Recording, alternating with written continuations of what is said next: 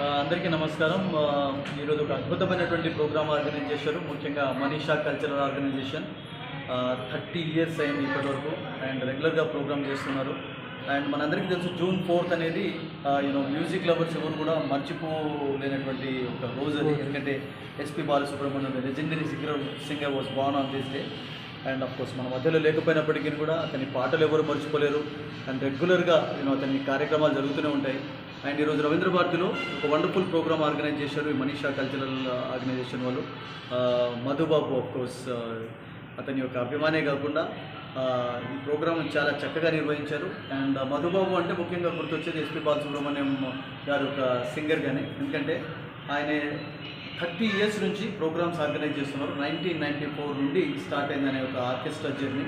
And ఆయనతో కలిసి నేను ముఖ్యంగా బాంబేలో ప్రోగ్రామ్ చేశాను, హైదరాబాద్లో కూడా ప్రతిసారి బాలసుబ్రహ్మణ్యం గారి ప్రోగ్రామ్ ఉన్నా కానీ కిషోర్ కుమార్ ప్రోగ్రామ్ ఉన్నా కానీ నన్ను ఇన్వైట్ చేస్తుంటారు. నేను మంచి మిత్రులను కూడా.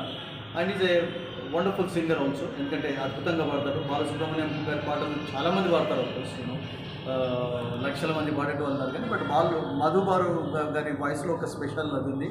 ఎందుకంటే ఆయన పాడుతున్నప్పుడు డెఫినెట్లీ ఒక మంచి దాన్ని ఏమంటారంటే హృదయానికి టచ్ అయ్యేలాగా పాడతాడు బాలసుబ్రహ్మణ్యం గారి పాటలు, అంత డౌటే లేదు. సో ఈరోజు వండర్ఫుల్గా ఆర్గనైజ్ చేశారు రవీంద్ర భారతిలో. అన్ఫార్చునేట్లీ కోటి గారు రాలేకపోయారు. కోటి అంటే అప్పుడు సాలూరి కోటేశ్వరరావు గారు అతని పరిచయం అవసరం లేదు ఫిల్మ్ ఇండస్ట్రీలో. అండ్ కోదమండ రామరెడ్డి కూడా రావాల్సి ఉండేది, మరి అతను కూడా రాలేదు because of heavy rain. But అయినా కానీ అద్భుతంగా ప్రోగ్రామ్ జరిగింది. అండ్ చాలామంది వచ్చి ఎంజాయ్ చేశారు ప్రోగ్రాము. అండ్ ఇలాంటి కార్యక్రమాలు రెగ్యులర్గా చేస్తూ ఉండాలని చెప్పి నేను మరొకసారి వాళ్ళని ఆశిస్తున్నాను. వాళ్ళు చేస్తున్నారు. జూన్ 1st నుండి బాలసుబ్రహ్మణ్యం గారి యొక్క బర్త్డే సెలబ్రేషన్ స్టార్ట్ అయ్యాయి. అండ్ 11th, 12th వరకు కూడా ఇవి కొనసాగుతూ ఉంటాయి. ఈరోజు మీరు బాలసుబ్రహ్మణ్యం గారి జన్మదినం సందర్భంగా ఈ అవార్డు అందుకోవడం, ఆయన అవార్డు ముఖ్యంగా బాలసుబ్రహ్మణ్యం గారి బర్త్డే రోజు అవార్డు అందుకోవడం అనేది నాకు ఒక స్పెషల్ డేగా భావిస్తాను. ఎందుకంటే బాలు గారిని నేను 3-4 times ఇంటర్వ్యూ కూడా చేశాను దూరదర్శన్కు, చాలా ఛానల్స్కు. అండ్ 2 hours మాట్లాడినటువంటి అవి కూడా ఉన్నాయి.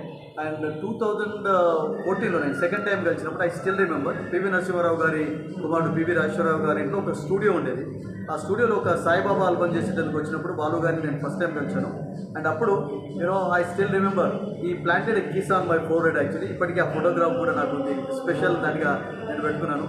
ఆ తర్వాత of course couple of times interview చేశాను. ఈజ్ అ వెరీ అంటే ఒక గ్రేట్ సింగరే కాకుండా గ్రేట్ హ్యూమన్ బీయింగ్ కూడా. చాలా సింపుల్గా ఉండేటువంటి వ్యక్తి.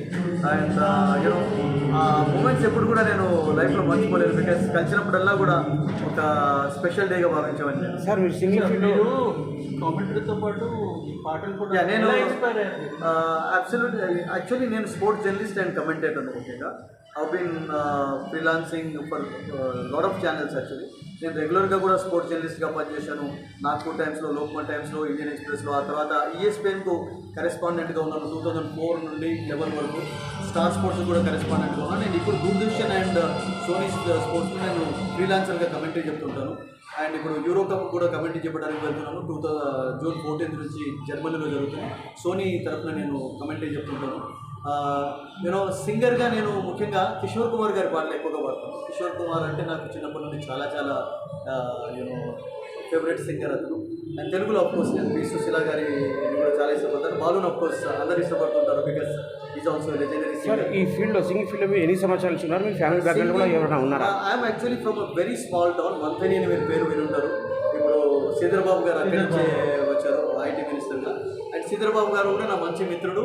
తర్వాత మేమిద్దరం కలిసి కూడా క్రికెట్ ఆడాము. మా రిలేషన్ అనేది పక్కకు పెట్టి is a good friend of mine. And Sripada Rao గారు స్పీకర్గా ఉన్నప్పుడు కూడా కిషోర్ కుమార్ పాట అంటే శ్రీపాదరావు గారు కూడా చాలా ఇష్టం. మీరు గతంలోకి వెళ్ళి 2000 కంటే ముందు ఏమైనా అసెంబ్లీ షో చూసినట్లయితే మానా జనాబునే పుకారానా అయినటువంటి పాట కిషోర్ కుమార్ పాట పేయింగ్ గెస్ట్లో ఆయన ప్రతిసారి కూడా వాడేవాడు. So my father was a teacher, మా మదర్ హౌస్ వైఫ్. అండ్ మా బ్రదర్స్ ఇద్దరు కూడా జర్నలిస్ట్. నాతో కమెంటరీ కూడా చెప్తాను మా చిన్న బ్రదర్. అండ్ మా సిస్టర్స్ అందరూ well settled. I'm from a very small town Manthani. And అక్కడ నుండి చాలామంది జర్నలిస్టులు వచ్చారు, చాలా మంచి మంచి ఆర్టిస్టులు కూడా వచ్చారు. అండ్ ముఖ్యంగా పివి నరసింహారావు గారి యొక్క పొలిటికల్ కెరియర్ కూడా అక్కడ నుంచి స్టార్ట్ అయిందని చెప్పి చాలా తక్కువ మందికి తెలుసు. ఫస్ట్ ఈ was elected MLA from Manthani. ఆ తర్వాతనే సెకండ్ టైం ఎలెక్ట్ అయినప్పుడు చీఫ్ మినిస్టర్ ఆఫ్ ఆంధ్రప్రదేశ్ కూడా అయ్యారు 70s.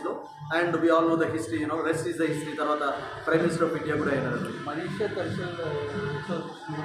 మీరేమన్నా చెప్పగలరా? It's a wonderful organisation. ముఖ్యంగా చూడండి, చాలా ఆర్గనైజేషన్స్ ఎలా ఉంటాయంటే కొన్ని కమర్షియల్గా ఉంటాయి, అంటే మనీ కొరకు చేసే ఆర్గనైజేషన్. ఇది అలా కాదు, ఇది ప్యాషన్ తోటి జస్ట్ పబ్లిక్ను ఎంటర్టైన్మెంట్ చేయడానికి అంటే స్టార్ట్ చేసినటువంటి సంస్థ. అండ్ ఇటువంటి సంస్థకు సపోర్ట్ చేయడానికి అందరూ ముందుకు రావాలి. బికాస్ ప్యాషన్ తక్కువ మందిలో ఉంటుంది, కమర్షియల్ ఇంట్రెస్ట్ అనేది చాలా మందికి ఉంటుంది. బట్ ఇది అలా కాకుండా ముఖ్యంగా వాళ్ళు చిన్న చిన్న ప్రోగ్రామ్స్ అయినా పెద్ద పెద్ద ప్రోగ్రామ్స్ అయినా, అంటే క్రౌడ్ ఉన్నా లేకున్నా కానీ జనరల్గా వాళ్ళు ఆర్గనైజ్ చేస్తూ ఉంటారు. అంటే మ్యూజిక్ను దాన్ని ఏమంటారంటే కొనసాగించేందుకు పబ్లిక్లో ఇంట్రెస్ట్ కల్పించడానికి ఇటువంటి ప్రోగ్రామ్స్ రెగ్యులర్గా సార్ లాస్ట్ క్వశ్చన్ సార్, ఇక్కడ కాకుండా ఇంకా వేరే విదేశాలు కూడా నేను అమెరికా రెగ్యులర్గా 4-5 years నుంచి వెళ్తున్నాను. 2008 నుండి అమెరికా వెళ్ళడం ప్రోగ్రామ్స్కు. ముఖ్యంగా అమెరికాలో మైనర్ లీగ్ క్రికెట్ స్టార్ట్ అయినప్పుడు నాకు రేడియో నైరా వాళ్ళు నాకు ఆహ్వానించి అప్పుడు కమెంటరీ కూడా చెప్పించారు. అండ్ లాస్ట్ ఇయర్ కూడా నేను మేజర్ లీగ్ మైనర్ లీగ్ వెళ్ళాను. అండ్ ఈ సంవత్సరం అన్ఫార్చునేట్లీ వరల్డ్ కప్కు వెళ్ళలేకపోయాను, ఎందుకంటే నాకు బికాస్ అదర్ కమిట్మెంట్స్ ఉండడంతో. సో దుబాయ్లో నేను రెగ్యులర్గా ప్రోగ్రామ్ చేస్తుంటాను. సో ఈ 2 countries ఎవ్రీ ఇయర్ నేను వెళ్ళి ప్రోగ్రామ్ చేస్తుంటాను. డిసెంబర్లో ముఖ్యంగా ఒక కాలేజ్ వాళ్ళు బిట్స్కిలా పిలానీ కాలేజ్ వాళ్ళు నన్ను ఒక 10-15 years నుంచి నన్ను రెగ్యులర్గా ఇన్వైట్ చేస్తున్నారు. అక్కడ ఎవ్రీ ఇయర్ ఒక స్పోర్ట్స్ పర్సన్ ఇన్వైట్ చేస్తుంటారు. దాంట్లో భాగంగా సైనా నెహ్వాల్, పివి సింధు, తర్వాత మరడోనా, సానియా మిర్జా వీళ్ళందరినీ కూడా తీసుకుపోవడం జరిగింది. అండ్ అందరూ కూడా గెస్ట్గా కూడా వచ్చారు అక్కడ. సో ఎవ్రీ ఇయర్ వాళ్ళు ఒక గెస్ట్ తీసుకొని వెళ్తుంటారు. Okay, thank you sir. Last week sir, మీ అందరికి మీ ఇంత అందంగా ఉన్నారు, సింగర్లు ఎవరు లేరు, దీనికి రహస్యం ఏంటి? మీ యంగ్ లుకింగ్కి కానీ student looking as young as people think, but actually నేను ఇలా యంగ్గా ఉండడానికి వండర్ఫుల్ క్వశ్చన్ అడిగాను. Very happy, compliment. దానికి కారణం ఏంటంటే మ్యూజిక్ హృదయంగా అంటే హృదయపూర్వకంగా వినేవాళ్ళు ఎవరైతే ఉంటారో, దట్టు కిషోర్ కుమార్ లాంటి పాటలు, ఘంటసాల లాంటి పాటలు, బాలసుబ్రహ్మణ్యం గారి, పి సుశీల పాటలు విన్నట్లయితే ఎవ్రీబడి విల్ బి యంగ్ అండి. Super reply. అబ్సల్యూట్లీ. ఎందుకంటే నంబర్ 1 మీరు చూడండి, కిషోర్ కుమార్, బాలసుబ్రహ్మణ్యంలో ఉన్న ఒక ప్రత్యేకత ఏంటంటే మీరు ఏ పాట విన్నా కానీ యంగ్ జనరేషన్స్ కూడా అట్రాక్ట్, అంటే ఒక జనరేషన్ అనేది కాదు, వాళ్ళు they have Sung for every generation. So అందుకనే వాళ్ళ ప్రోగ్రామ్స్ రెగ్యులర్గా జరుగుతుంటాయి. And that is actually the secret of my